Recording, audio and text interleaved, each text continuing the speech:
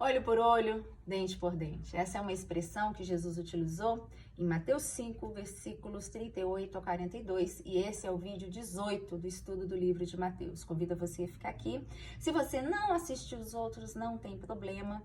Mas é importante que você sempre busque entender o contexto histórico em que o fato aconteceu, como que ele foi dito, para quem ele foi dito, porque é através daí que nós vamos descobrir o princípio ao qual Jesus queria tratar com aquele povo e também o princípio que ele quer tratar hoje conosco, tá?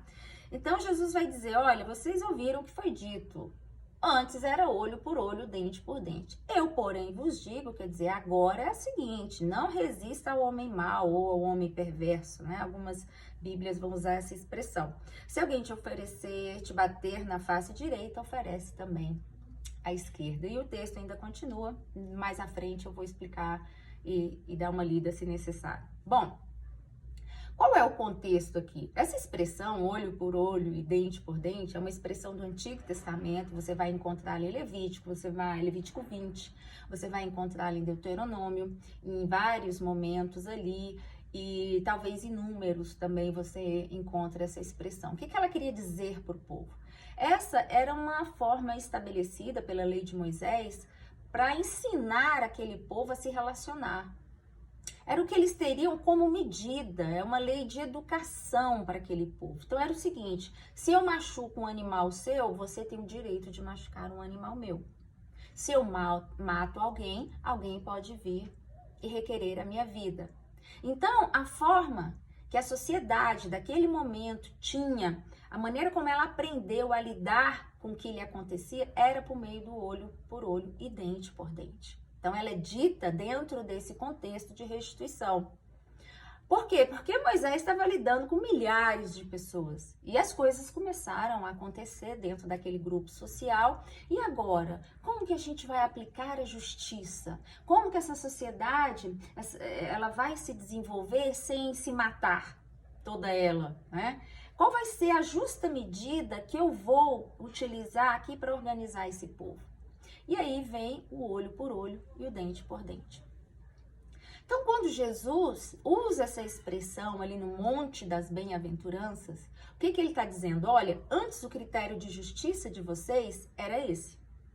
Agora, o critério de justiça, o critério de restituição agora é o seguinte. Se o homem mau, como ele vai falar aqui, né, não resista ao homem mau, mas se alguém te bater, de um lado oferece o outro. Duas considerações aqui eu quero fazer. Primeiro, né, existe um homem mau. Primeiro alerta que Jesus fala, existe um homem mau.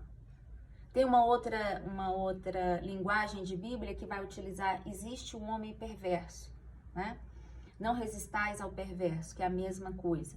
O que é esse perverso? Quem é esse homem mau? São as pessoas que nos afetam e que estão se relacionando conosco o tempo todo. Às vezes, pode ser até a gente mesmo, né? Mas o homem mau, o homem perverso, é aquele que faz maldade na direção do outro e que me afeta. Ele faz maldade, a maldade dele me afeta. Então eu sou diariamente afetado pela maldade alheia. E mais do que isso, Jesus está dizendo, eu sou não só afetado, como eu também, quando isso não é trabalhado de uma maneira justa dentro da minha mente, do meu coração, isso até me condiciona. Não só me afeta, como todo o meu comportamento passa a ser condicionado por aquilo que o homem mau produz. Né? Você já viu a expressão moderna, né? É preferível ter paz do que razão? Pois é, essa expressão ela conflita justamente com isso aqui. Essa escolha é a resposta para isso aqui. Né? Às vezes você você é inquirido, às vezes você é afetado por palavras, por acontecimentos que você fala, cara, eu acho melhor não responder, não deixar isso me afetar. Ah, mas não é justo. Não, não é justo, mas terás paz. Alguém pode dizer. E é verdade. O que Jesus está dizendo é que o caráter de restituição, o caráter de justiça para nós deveria ser transformado. A ponto de que se eu for afetado de maneira maliciosa, maligna, má mesmo pelo outro, eu não tenha que restituir. Eu não me coloco nessa obrigação de restituir ao outro. Ainda que eu esteja nesse direito. Olha que interessante. E dizem que andar com Jesus é uma coisa fácil, né? Não é, gente, andar com Jesus, né? A gente tem que passar a trabalhar esses princípios dentro da gente. E esse é um princípio que acompanha toda a palavra do Evangelho de Jesus. O que Jesus está nos dizendo aqui é que a gente sai de uma condição de direitos, a gente abre esse caminho de direitos e fala, eu teria direito de fazer isso, mas não vou fazer. A ponto dele continuar nos versículos 40 e 41, confirmando essa conduta. Ele vai falar, olha, se alguém quiser demandar contigo e tirar a tua túnica, dá também a capa. Ele vai falar, se alguém te obrigar a caminhar 1 milha, caminha 2. Então, essa palavra de olho por olho, se ela tinha algum significado naquela época, para o hebreu, o caminhante, na época de Moisés, Jesus está dizendo que a partir dele, dali para frente, ela perde totalmente o seu objetivo, o seu uso. Porque agora a denominação de justiça, o caráter de justiça que a gente deve compreender é esse, é abrir mão dos nossos direitos, é abrir mão dessa condição, desse condicionamento que eu tenho de responder o outro. Já viu aquela famosa frase, né, que a gente utiliza? Ah, eu não levo desaforo para casa. Ah, comigo não é assim. Ah, se falou, vai ter na mesma medida. Eu tenho que lhe dizer que essas posturas e essas condutas não têm nada a ver com quem quer se parecer com Jesus. E essa frase dele tem tudo a ver com quem ele era, porque ele era uma pessoa mansa e humilde de coração. Ele vai dizer, olha, aprendei comigo que sou manso e humilde. Paulo vai dizer que ele abriu o direito de ser filho de Deus, de estar no trono lá em cima e desceu. Ele não se usurpou de ser igual a Deus. Ele antes abriu um caminho para que eu e você conhecesse e fôssemos libertos dessa escravidão, que essa é a verdadeira escravidão. Quando eu não consigo deixar de me sujeitar ao outro, ao mal que o outro me faça, né? E ele finaliza aqui dizendo, dá a quem te pedir e não te desvies daquele que lhe empresta. Olha que interessante. Então, Jesus nos tira desse caminho de conflito, nos tira nesse caminho de buscar justiças próprias e de brigar por elas. E ele fala, olha, o lugar de vocês não é mais caminhando por aqui. A consciência de vocês tem que se aperfeiçoar, minha gente. Aquilo era para um povo que vivia sob a égide de Moisés. A gente não vive mais sob a égide de Moisés. E eu, Cristiane, me estranho muito quando eu vejo muitos cristãos, pastores e etc. ainda trabalhando com essa teologia de colocar um povo ainda para viver sob a égide de Moisés. Em Jesus eu não aprendo isso. Em Jesus eu aprendo que é sob esse novo dogma, o dogma que me tira, que me dá essa oportunidade, melhor dizendo, de abrir mão da minha condição para beneficiar o outro. Isso é divino, isso é humano. É nesse princípio que Jesus, é nessa direção desse princípio, melhor dizendo, né? Que Jesus quer que eu vá andando. É nesse exercício diário que eu vou me aperfeiçoando.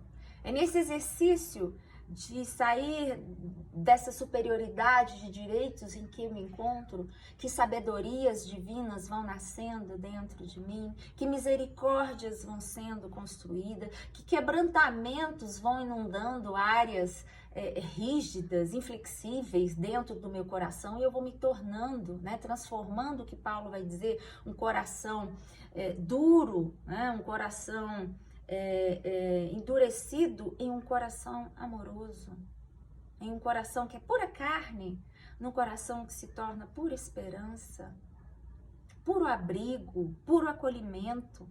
E aí o fruto do Espírito vai achando espaço dentro de mim. E bondade, longanimidade, sabedoria e tantas outras coisas vão nascendo. Por quê? Porque eu vou evoluindo, eu vou me tornando um ser humano melhor. Eu vou deixando esse olho por olho para trás, porque é lá que ele está. O convite de Jesus é para que a gente, daqui para frente, em conhecendo Jesus, que eu vou me desafetando do mal. O mal não me afeta mais, o mal ele passa.